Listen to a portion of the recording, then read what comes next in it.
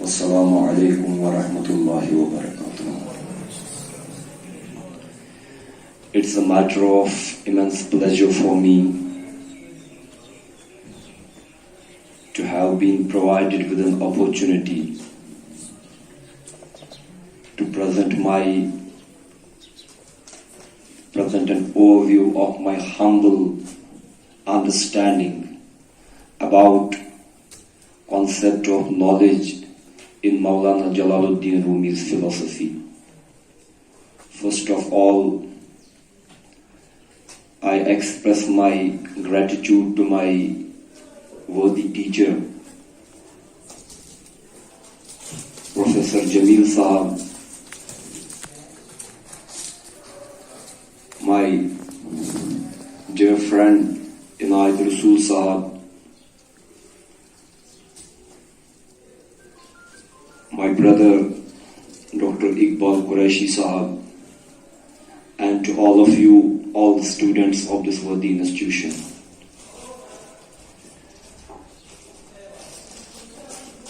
So as to start my discourse, it would be pertinent to say that in the history of religions, there have been various men, both in the Semitic as well as non-Semitic religious traditions, who have expressed their peak spiritual experiences or mystical experiences as the most certain and profound sources of knowledge. They are of the opinion that their mystical experience stands the test of certitude and is one of the certain forms of knowledge. And in the Islamic religious tradition, it's most particularly Abu Hamid Muhammad al-Ghazali alayhi rahmah, who with an air of certainty and eloquently he succeeded in making it a popular belief that the experiences of Sufis, these are one of the profound sources of seeking knowledge. That is, mystical experiences of a Sufi, of man of God. It has a very precious epistemological value. In fact, all of the Sufis, they don't consider their mystical experiences to be a sort of parallel religion. They don't consider their mystical experiences to be a sort of, we can say, a supplement, even a lesser supplement to the divine revelation. No. But they think their mystical experiences to be in a way complementing their own sense of their immediate spiritual realization of the divine revelation. They think it is a complement towards understanding the real import of the divine message. For example, Sufis, they imagine that our own feeble mystical experience, but when it reaches its zenith, it takes out of us every trace or iota of our own subjectivity, of our basic instinctual selves, and takes us in unison with the absolute reality.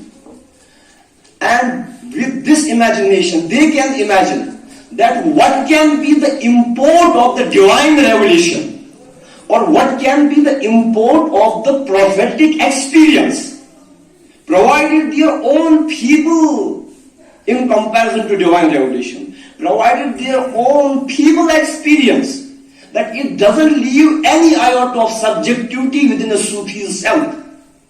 And it is to this effect that Imam Muhammad al-Ghazali, in his confessional autobiography, Muntaz min al-Dhalam, which has of late been translated by Montgomery Ward as Deliverance from the Error. And he says, in general, I quote, in general, the man to whom Allah has granted no immediate experience at all, apprehends no more of what prophetic revelation really is than mere name. The miraculous graces given to saints are in truth. The miraculous graces given to saints, awliya, are in truth the beginnings of the prophetic experience. And that was the first state hall of the Messenger of God ﷺ when he went out to Mount Hira. Now this is a mystical state which is realized in immediate experience by those who walk in the way leading to it. And after Imam Ghazali, it was Maulana Jalaluddin Muhammad Rumi who even more fervently than Imam Ghazali propounded the immediate mystical experience of awliya to be among one of the most certain forms of knowledge. And he says in his Masnavi, "Onki az haq yobat u wahiyo khitab, harch farmoyed bod aine sawab." He that receives from Almighty Allah inspiration and answer, whatever he may command, it is the essence of the right.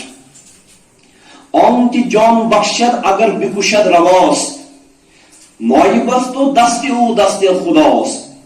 Anyone who bestows spiritual life upon his disciples, it is allowable from him if he wants to slay anyone. He can, because he is the vice regent of God, because he doesn't have any iota of his instinctual subjective self in him. Yet, notwithstanding the hyper, I am using the word hyper, notwithstanding the hyper mystical tendencies of some Sufis, because they exclusively believe that it is only the mystical experience which is the source of knowledge. But notwithstanding their hyper mystical these tendencies, Rumi, like Al-Ghazali, pays due credence to all epistemological processes of acquiring knowledge as have been validated by Holy Quran. Why I am saying this thing? Because today in the West or in contemporary world, Rumi is a rage, he is a craze, and West is suffering from, I quote unquote, words of great Rumi scholar of contemporary era, Franklin Lentz. He says that West has been caught in a cobweb of Rumi mania, and they like to quote Rumi out of his own immediate civilizational context. Why? Because Rumi speaks universal language. Rumi uses similes and metaphors which have a universal import. Or sometimes Rumi wants us to delve deep into a language of state, which is neither Arabic nor Persian, and he says, "Ay Khuda, binuma tu jara maqam, ki besukhan andar aruyat kalam." Oh my Allah, import my spirit to a higher spiritual plane, that very plane at which I can talk to you without using any words. So Rumi has a universal appeal, but this universal appeal does not mean that he stands in a void. The universal appeal which Rumi has got, it is basically because of the immersion in the very traditional Sharia.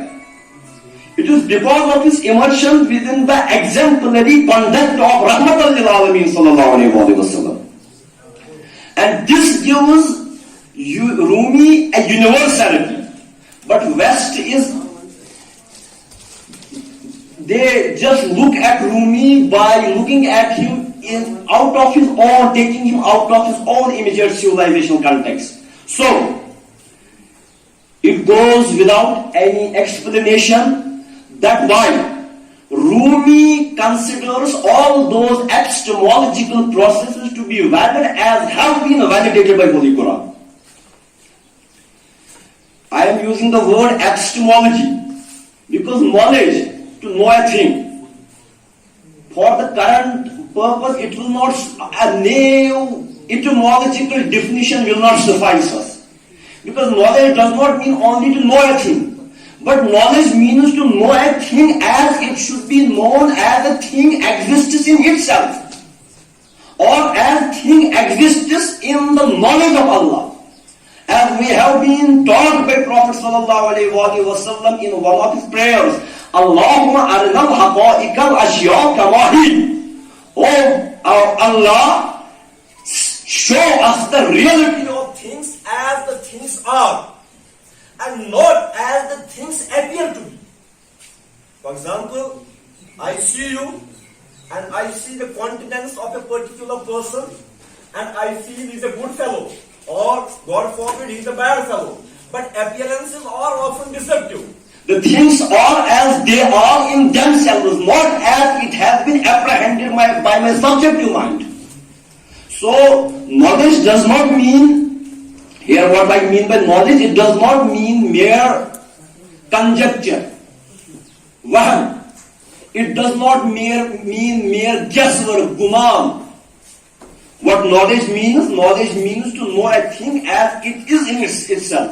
And for Maulana Jalaluddin Rumi, when he uses the word ilm, when he uses the word knowledge, he doesn't use it in a casual sense of guman, opinion, guesswork. He uses it in the sense of certitude, ainal yaqeen. And for Rumi, all those forms of knowledge as have epistemological processes, as have been validated by Holy Quran, Rumi validates them in his philosophical Weltanschauung. And for Rumi, Quran is the essence of the entire prophetic revelation. And he says that when a Muslim gets close to the spirit of Quran, what he does basically, chun to dar Quran hak bigrekhti, barwane anbiya amekhti.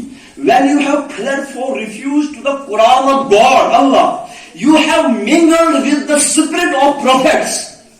Because Quran is the spiritual experience of prophet. Hast Quran hal haye anbiya, mahiyane behre paake kibriya. Quran is a description of the state of prophet.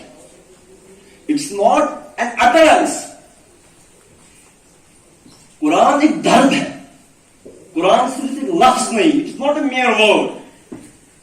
It's the Quranic words. These are pangs of pain, felt by Prophet Sallallahu Alaihi Wasallam. These are the pangs of divine love. And when a person particularly comes close to the spirit of Quran, what does he do? He becomes one with the state of prophet, because prophets are the pieces of the divine ocean. And accordingly for Rumi, since we are talking about knowledge, accordingly for Rumi, divine revelation is the most profound and most certain source of knowledge. Because when prophet gets revelation, when he experiences this phase of revelation, why? Not a single hair or trace or iota of his own subjective self remains there. But prophet, he goes to the maqam of fana, annihilation in the divine ocean, and subsists through the divine self, and his own subjective self vanishes, as if sun rises in the east and stars apparently vanish within the radiance of sun. So, prophetic self, although God is God and Ab is Ab, but when the countenance and radiance of the divine sun, it gushes forth upon the self of prophet, it becomes not. Just like star, it becomes not in the radiance of sun. And that is why Quran itself says, "Wan najmi iza hawa." By the star, when it goes down, "Ma dhalla sahibukum wa ma gawa." Your companion is neither astray nor being misled. وَمَا يَنْتِقُ عَنِ الْهَوَىٰ إِنْ هُوَ إِلَّا وَحْيٌ يُوحَىٰ. Your companion does not say anything out of his own desire. He only speaks what has been revealed unto him. That is, not a trace of his own subjective self remains there. And it is only what he receives forth. And that's why Rumi says, even if the words of Quran are uttered from the lips of Prophet, am I able to communicate with you? If the words of Quran are uttered by Holy Prophet from the lips of Holy Prophet but prophetic self has been annihilated within the divine unison and unity. And now if anybody says that in spite of listening words of Quran from prophetic lips, if in spite of that someone says that God does not speak it, he is an infidel. Garchu Quran az labe paygambar ast. Har ki goyed hak na guftu kafir ast.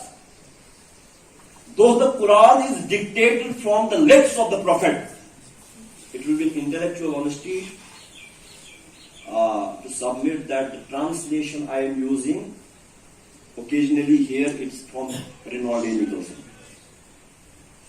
Though the Quran is dictated from the lips of the Prophet, if anyone says that God did not speak it, he is an infidel. So, having such a belief in the epistemological validity of the prophetic revelation, it goes without any further explanation that why Rumi considers all those modes of acquiring knowledge to be valid as have been validated by Holy Quran. And one thing more before moving on, I want to submit here that for Holy Quran, Allah, God, divine reality itself is the be-all and end-all of all epistemological processes. Because knowledge seeks truth. If the goal of knowledge is not haq, truth, that knowledge is no worth. So the goal of knowledge is truth. And Quran says haq, truth is Allah Himself. So for Quran, all epistemological processes must lead us towards Almighty Allah. Because He Himself is haq. فَقَالَ اللَّهُ الْمَلِكُ الْحَقِّ. Worthy is He, Allah, the King, the truth. ذَلِكَ بِأَنَّ اللَّهُ هُوَ الْحَقِّ. This is because He, Allah Himself, is the truth. So, God Himself being, Allah Himself being truth, of necessity must be the object of all entire knowledge. So, for Rumi, although his concept of knowledge, whose be-all and end-all is Allah Himself, it has only been studied within the backdrop of his predominant mystical personality. But this is an aberration. Rumi is not just a mystic, because I have submitted that he validates all sources of knowledge as have been validated by Holy Quran itself. So, Holy Quran first of all validates empirical attitude towards knowing of truth. Holy Quran validates empiricism, and in contradistinction to the Hellenistic philosophy. Greeks who just considered that sense perception has no role in acquiring knowledge. They considered real knowledge to be the knowledge of the world of forms, where a thing exists, just like Plato, Neoplatonism, Sarkis, of Neoplatonism, and many other Muslim Hellenistic thinkers right from Al-Kindi to Ibn Sina. They considered sense perception to be way inferior to pure reason of acquiring knowledge. And Maulana Jalaluddin Muhammad Rumi, rahmatullahi alayhi, he subscribes to the anti-Hellenistic view that sense perception is not way inferior in acquiring knowledge. And Allama Iqbal, why he was in love with Rumi, because Allama Iqbal to believe in his reconstruction, he said that Allama Iqbal to believe that Rumi believed in knowledge which is sense perception elaborated by understanding. And it is Hellenism, it is anti-Quran. And Quran, it is anti-Hellenistic. Because Quran says that go and seek in the extended universe creative wisdom of Allah. أَفَلَا يَنْظُرُونَ إِلَى الْإِبْلِ كَيْفَ خُلِقَتْ? Have not you seen, though you Arabs in your backyard came, how they have been created? Agar azuk meju Maulvi sahab aisa dabe me kya wontan karu? Wontan kya main karu? Khuda sahab chu main dabu wont kuch nahi needu. Wa ila samai kayfa rufiyat? Have not you seen how heavens have been ascended? So Allah wants us to see His creative wisdom in each and every pebble, in each and everything. And that's why Allah says, الَّذِي خَلَقَ سَبْعَ سَمَاوَاتٍ طِبَاقًا مَا تَرَى فِي خَلْقِ الرَّحْمَنِ مِنْ تَفَاوُتٍ فَارْجِعِ الْبَصَرَ هَلْ تَرَى مِنْ فُطُورٍ. He who created the seven heavens one above another, no want of proportion will you see in the creation of the most gracious. So turn your vision again. Do you see any flaw? Again turn your vision a second time. Your vision will come back to you dull and discomfited in a state worn out, because you will not find any flaw in the heavens and in the creation of the earth. That means that even this universe, it is to see the creative wisdom of Allah everywhere, because the end purpose of knowledge is Allah, according to Islamic tradition. So, this scientific empiricism, it also serves as a valid epistemological process. And accordingly, Maulana Jalaluddin Rumi says, and now you must see that we under the sway of our hyper mystical emotions sometimes, we see Rumi out of this empirical context. Maulana Jalaluddin Rumi, true to the spirit of Quran, says that divine worker, he can be seen plain in his divine workshop. And he says, Kar kundar kor gah boshad nihon, tu biru dar kor gah binash ayon. The divine worker is hidden in his own workshop. You go and see him working in his own workshop. Why he is hidden?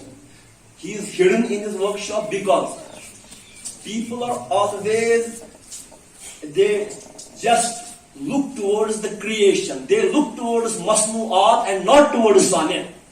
And that way he is hidden in his own creation. But when they look for masnu'at towards creator Sani, then this masnu itself pays a way towards the creator. So, no doubt, Maulana Jalaluddin Rumi says that created world furnishes us with certain signs by which we can decipher creative wisdom of Allah. But, now he being a Sufi, but he says that our sense perception and our empirical sense of acquiring knowledge, it cannot always suffice us. Because Allah Himself is the absolute reality. And our senses are often confronted with compoundedness of numericals, of dimensions left and right, this and that. And Maulana Jalaluddin Rumi says, La makane ke andara noor-e khudas, mazi o mustaqbil o halat kujas. And that very la makan's place of citation of no citations, where lies actually the absolute light of Allah.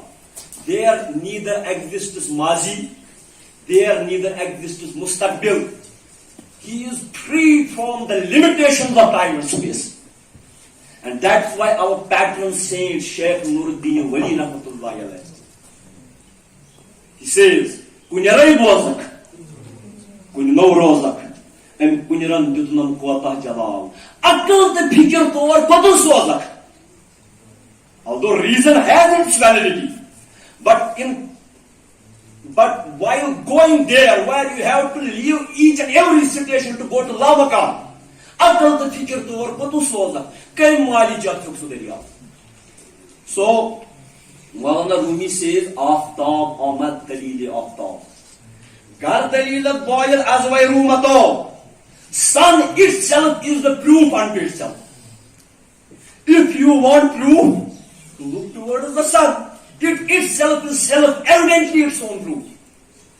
As way ar soya nishani midehad. Shams hardam nuri jani midehad. Although, shadow gives an indication of the sun. Where there is shadow, it means the sun exists. Although shadow is an indication of the existence of sun. But why should we look towards only shadows? Why not to look towards the sun itself? In spite of indirect apprehension, why not craving desire for a direct apprehension? And this is love. This is wish. And now, I am leaving many things. Maulana Jalaluddin Rumi accordingly says, just in tone and tenor and shape, our patron saint Shafi Siddiqui.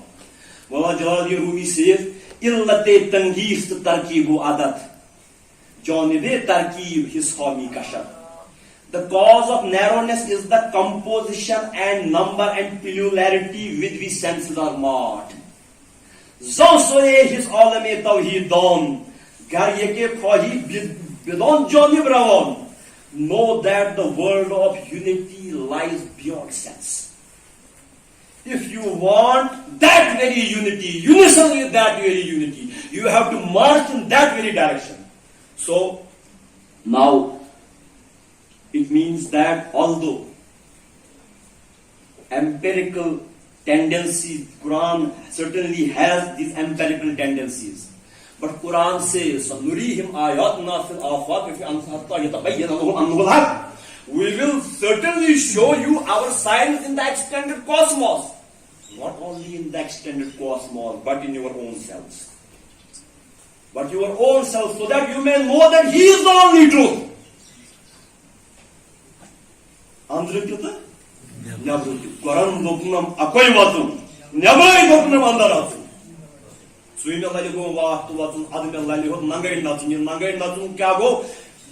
beyond all compoundness, beyond all historicism, beyond all dialectical materialism, beyond each and every analysis and beyond all our conceptualization. God is something higher than that. Because Allah Almighty, He cannot be conceptualized in your narrow mental compartments. Allah Almighty lies above this compoundness. And now, Maulana Jalaluddin Rumi, it sometimes appears that he is a staunch critic of reason. He is a staunch critic of reason. And most of our Sufis, they have often just tried to show love in antagonism to reason. For example, Allama Iqbal, he says, Aql Ayyar hai saudesh badal leti hai. And he has pictured reason against love. And even Rumi has pictured reason against love. He says, Dar majlis-e ushaq karari digaras. In badaro khumari digaras. In the company of lovers, there is a wine which is of different kind. This wine has an intoxication which is of different kind. On ish, on ilm, ki dar madrasa hasil gardad. On ilm, ki dar madrasa hasil gardad. Ish kare, ilm kare, digaras to ish kare digaras. Your thesis preparation, your synopsis writing, it is something different. And the pangs of love, feeling the pangs of separation from the divine beloved, just like the feeling night, it is something different. You may have You may have your epistemological discourses here. But what to say about your close neighbor in Pulwama, Sashkral? He didn't go to any university.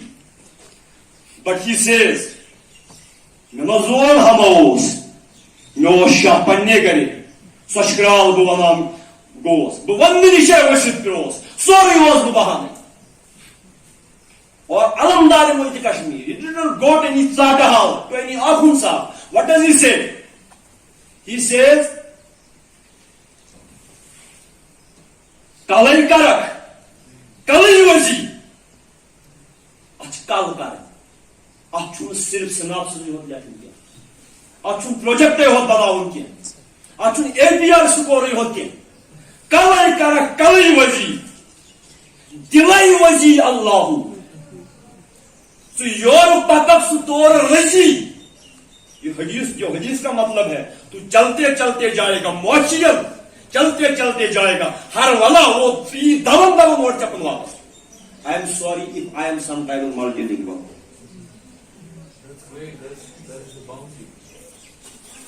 सुई तोड़ दवन दवन काले सुयोड़ पकड़ सु तोड़ रुजी खलाई लगी अल्लाह then you will see the ultimate truth everywhere in the blossoms, in the leaves, in men in our inner selves, in the extended universe. Everywhere he is he. La ilaha illallah, sahi purum, wahi purum, paman wajud trai. Mojud surum, harva kushum paman. You will feel a cosmic unity. Because he is one and he is everywhere. You will feel yourself in unison with Iqbal Sahib. You will feel yourself in unison with the rock killer. You will feel yourself in unison with all sentient beings created by Almighty Allah. Dard dil ke vaste paida kiya insan ko. Why we are lagging in this dard dil? Why? Get ilim choice wariya. Ilim choice wariya. Analysis, synthesis choice wariya. What we are lagging is this dardinil. We are lagging in this thing. I request you to please, no side talks. I get distracted by these things. So, at times,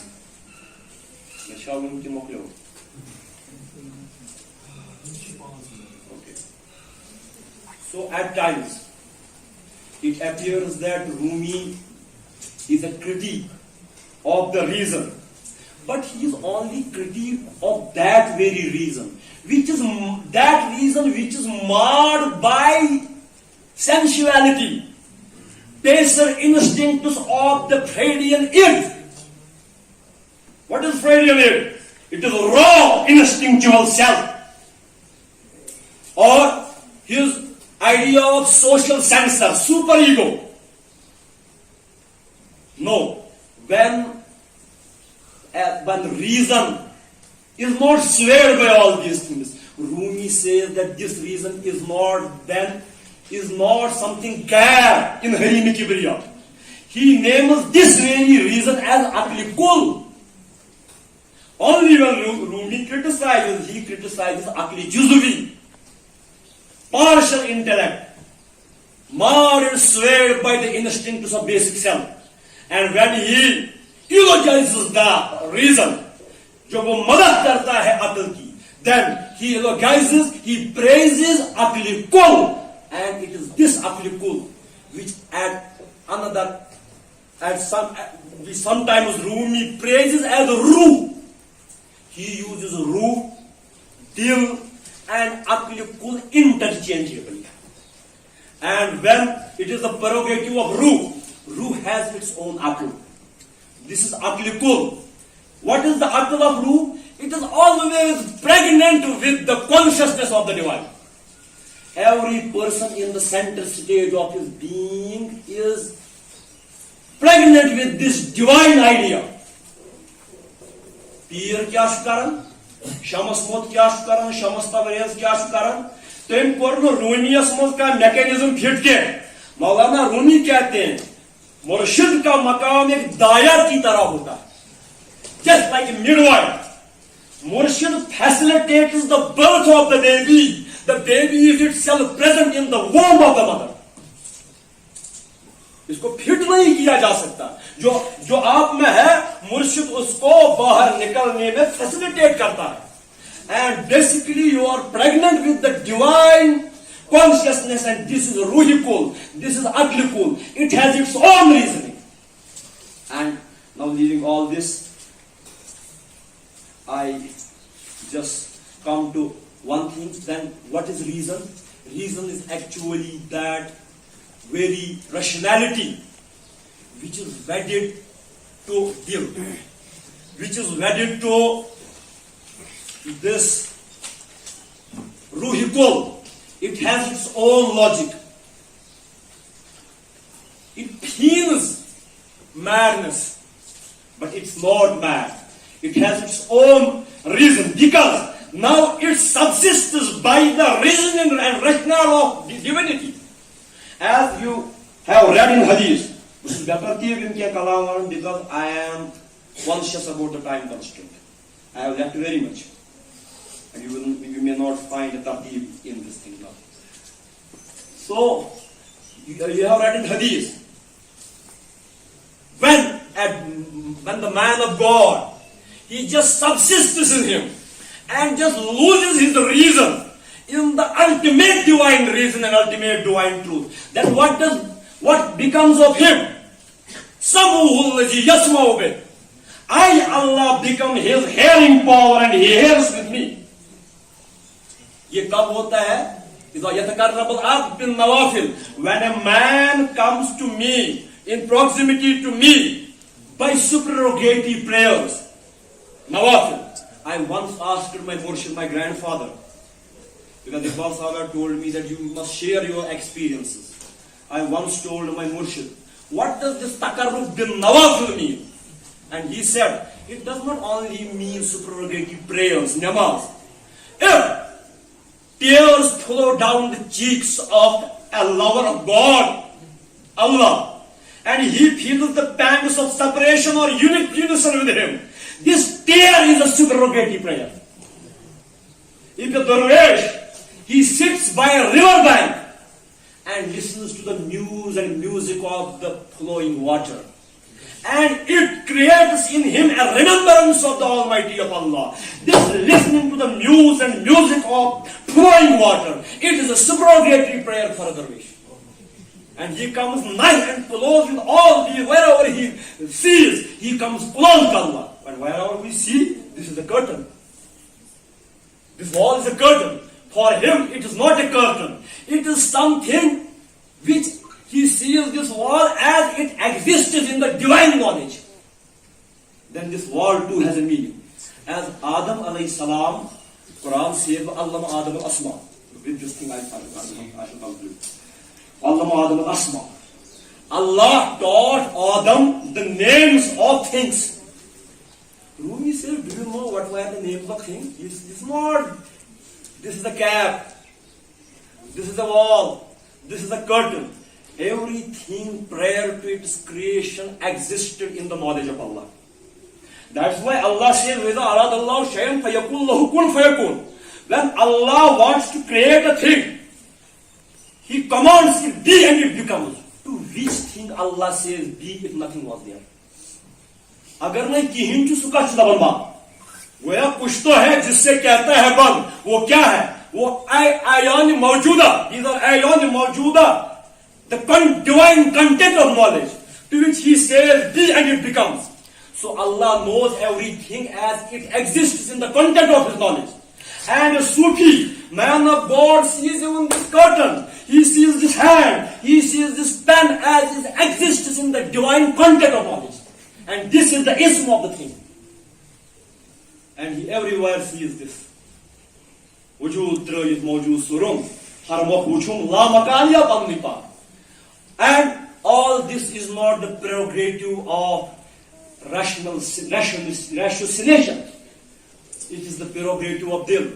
And to share my experience, what you mean by dil, I will say you what Rumi means by dil. But first of all, I had written some verses years ago about the epistemological value of dil. What is the function of dil? In the apprehension of the divine unity. And I have written, Metforum yar tarfatan. If it is an offense to quote, I will not quote, but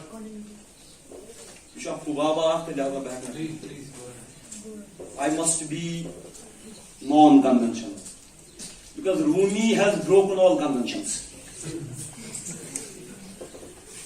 Metforum yar tarfatan amahpuz am noka pai. Pato lagan me dop yaran me ratumuz jai dar dil chen. Dopum yaras tuchuk lahat kadas jevnis chama sarhat. Se kanya anuman gömüz che dilasi menisi yislay. Dopum yaran buçuz diryam. Kayıs parav kataranımaz. Tütüy yut mani harfanımaz. Tütüy yut saz andar nay. Buçuz yar şudapan. Buçuz koşbu balabınmaz. Hayatuk masbaharınmaz. Hayırdi çuz hayatasmaz. Bu kodu kolpağını haydar hay. Şu yolu vay dil. Nasıl özmacılas olsun var. Şu yolu vay dil. Şilas andar. Lokut at loktu gas sarkar. Tamimi kainatasmaz. Vesiyata çamak kaşay. Dopum yaras ditam darşum. Bu oşvani karay varşum. Dopum yarın şart akçuy. Dilas gorkas pannis khay. Dopum yaras hazar meyşum. Nazar kartam gachi kya kam. Dopum yarın dilay kalkar. Çali sali şak dil sori bay. Semirans dil şikastas gay. Khoshi bujud dopus yarın. Çu phutimi dil malil asan. Kharidari karan chudar. Only an intoxicated, I am not referring to myself. I am referring to those very asatin. Only an intoxicated person can know what is the real import of intoxication. Even if a PhD scholar writes hundreds of pages about drinking and intoxication, he cannot read the state of intoxication. And another one, he doesn't know how to read and write, but he drinks one drop. He knows what is the real import of intoxication. And this, to be one with the state, with the ultimate truth, this is the real be all and end all of Rumi's all epistemological endeavors. Wassalamu alaikum wa rahmatullahi.